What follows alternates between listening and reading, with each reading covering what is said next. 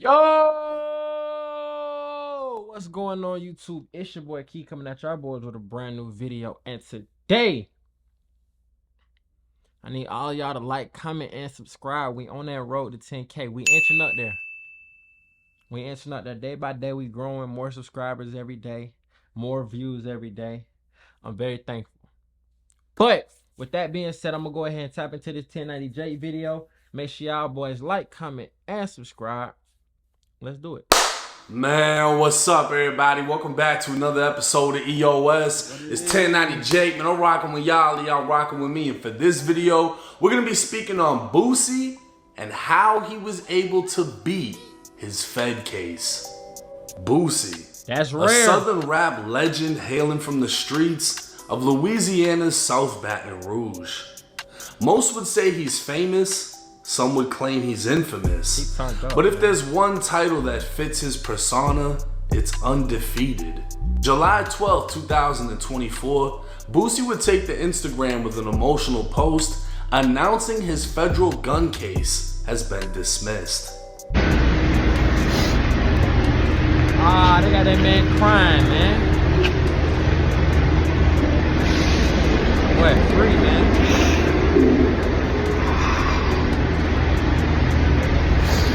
It's over with. God good, sucker ass niggas. Hating ass, bitch ass niggas. He'd give all glory to God, saying, "Thank you. You never leave me. You make a way out of no way. You made me beat South Baton Rouge. You made me beat cancer. You made me beat death row. You made me beat gunshots. You made me beat Fed cases. You forgave my sins." Back in May of 2023, an undercover San Diego police officer... I ain't gonna cap, though. That's a testimony for sure. You come from one of the most treacherous parts in your state, especially in your city. Especially your city, my bad. The most treacherous parts of your state. You beat cancer. You beat the feds. You got shot while you was sick and recovered. Boy, God is good. Was conducting intelligence gathering through Instagram. Specifically, he was investigating an account named KP2 Market Made. It belonged to a documented neighborhood crip named Alondre Dickerson, who went by the rap name KP. So he got caught. He was up one in of some many other taken shit? down by the feds in 2014 for racketeering. Come to find out, he was a member of the Tycoons, a money gang made up of West Coast Crips, East Side Skyline Pyrus, Lincoln Park Bloods, and neighborhood Crips. They'd all joined forces to engage in a variety of illegal activities, but their main hustle was sex trafficking. What? According to the indictment, they target women and girls from the ages of 12 to 20 and use older females to recruit the younger ones from nearby schools. So what does this have to do with Boosie? That's what I'm Not saying. a fuck thing.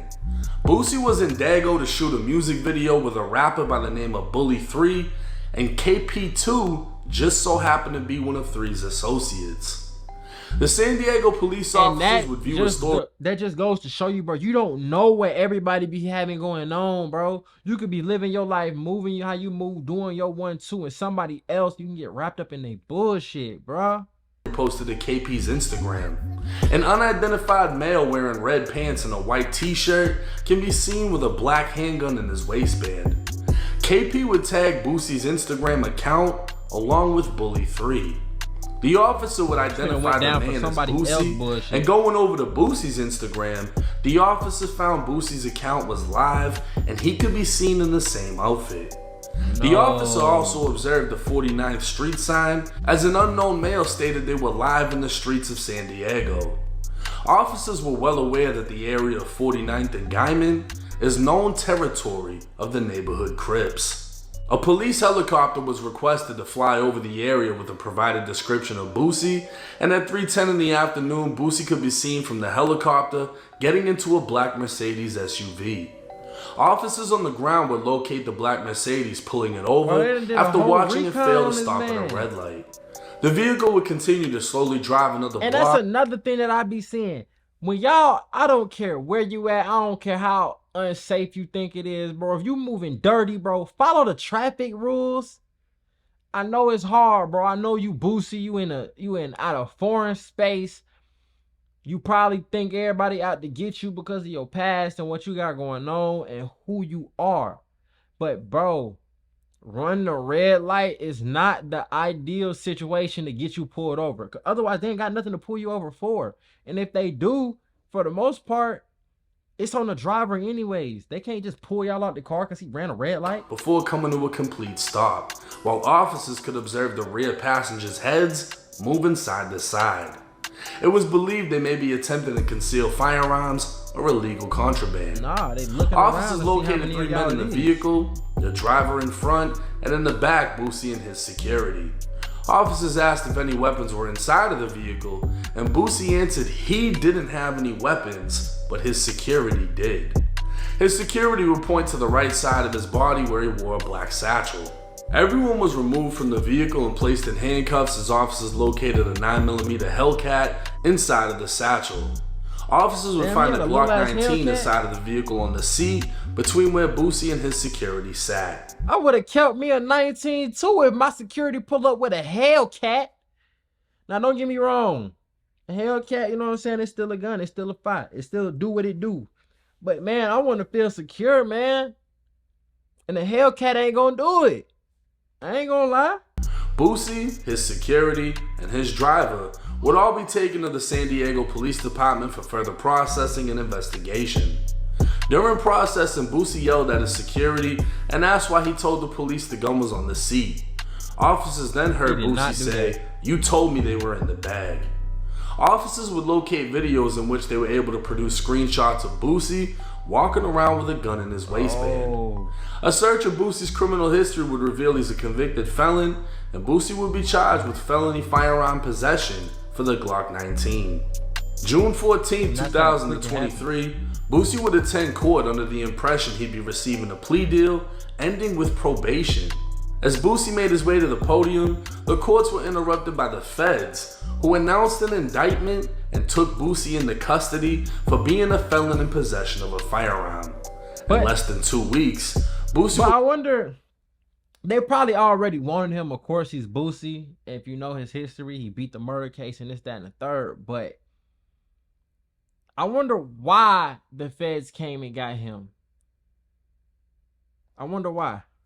Walk out of MCC San Diego on pretrial release, the equivalent of bond in a state case, and for that, Boosie would have to pay $100,000.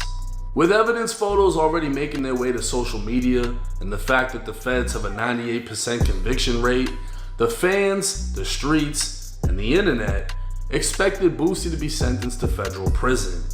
Well, Boosie and God must be the other 2%. Megan Blanco, one of Boosie's attorneys, would file a motion to dismiss the case. And how was she gonna do that? USA versus Duarte. Stephen Duarte, aka Shorty, is a California man who in 2020 was arrested for being a felon in possession of a firearm after being seen by police throwing a handgun out of a moving vehicle. He'd be indicted by a grand jury, to which they looked through his 5 previous felony convictions for vandalism, felon in possession of a firearm, possession of a controlled substance, and 2 other convictions for evading a peace officer.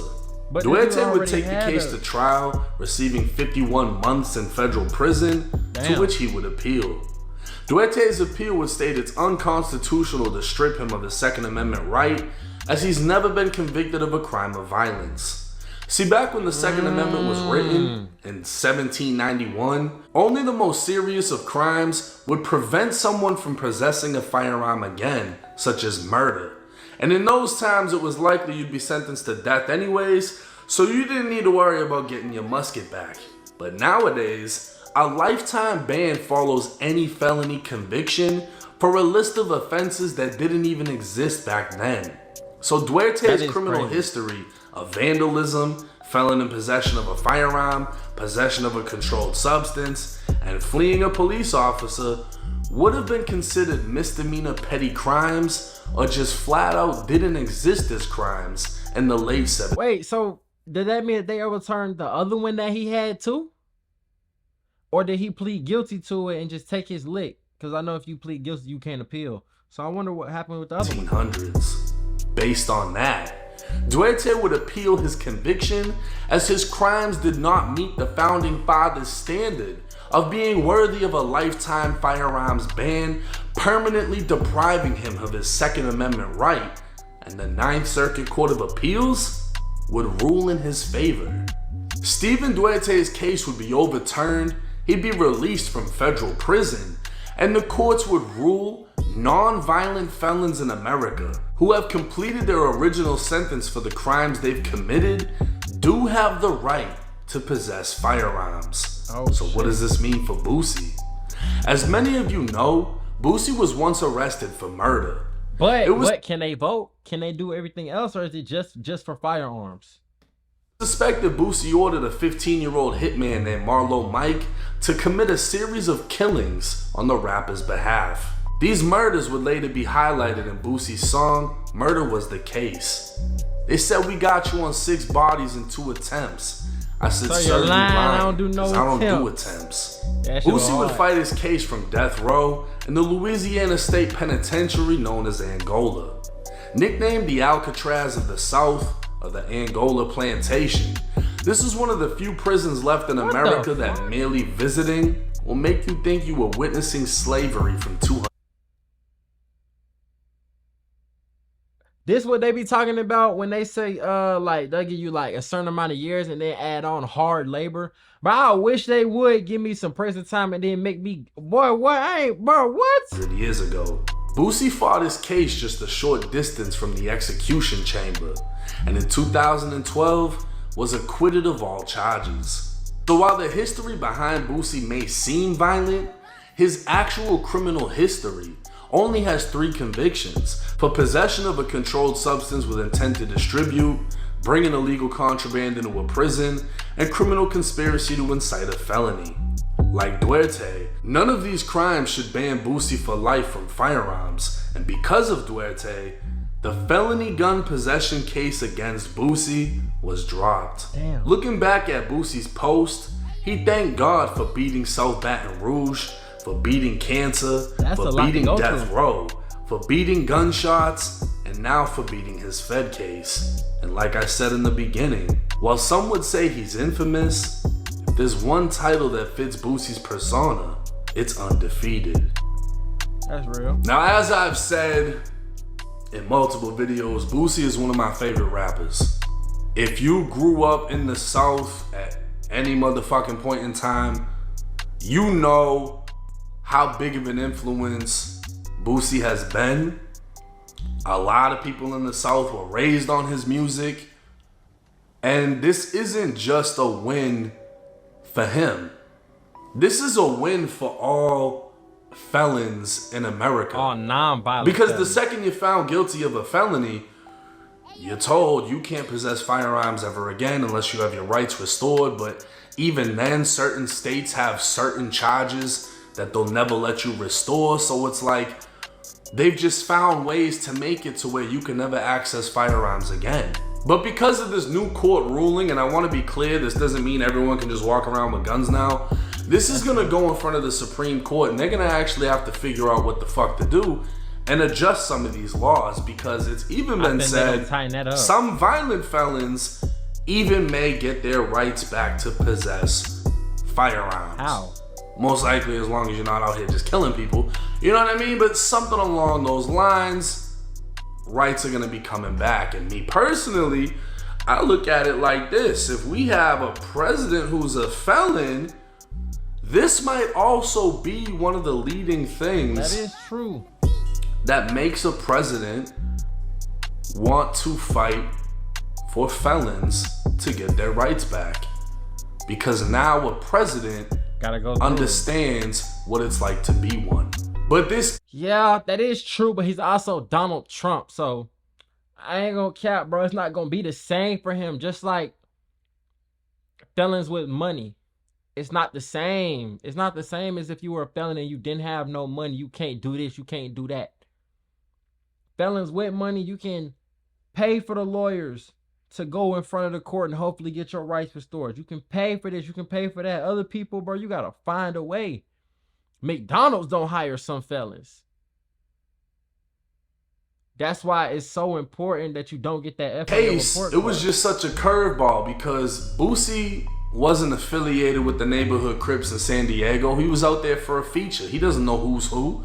And one Crip that's out there is under investigation, got wrapped up in a weird ass racketeering case back in the day. Yeah, police are watching him, and because he wants to take pictures of Boosie, clearly with a gun on his back, now Boosie got a fucking helicopter following him around. So basically, I mean, I'm not saying dude snitched, but dude's sloppiness was the sole reason Boosie ended up even catching the case to begin with. But man, it's powerful how Boosie speaks on God and how many things he's gone through. That shit make you want to pray low key. I ain't gonna care. You know what I mean? You want to just stop and pray. You can say whatever you want. You fighting cases like that, you're gonna stop praying to whoever the fuck you can pray to. Cause you ain't got and nobody you're gonna else hope to run somebody to. answers you back. Ain't nobody else. And to see yet again, he's made it out of a situation that potentially could have put him away for up to 10 years. It's a win for everybody. You know what I mean? It's a win for the fans. It's a win for him and his family. And for the felons out there, this could be major.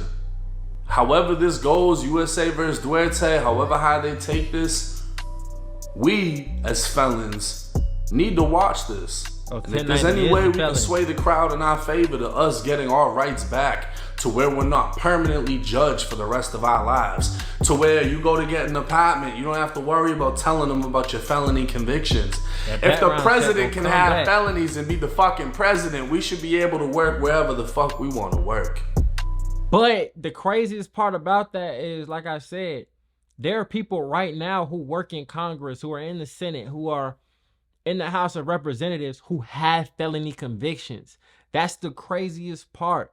And that's what I was saying. There are some places like McDonald's who might not hire felons, but you can go work for the government with a felony. It's crazy. That's so backwards. You would think that they would want, you would think that they wouldn't want felons as lawmakers, but obviously they don't care that much.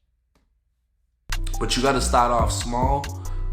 And this may be the beginning. Why? They probably went to a certain school. They probably did this, did that, but they're not a regular people.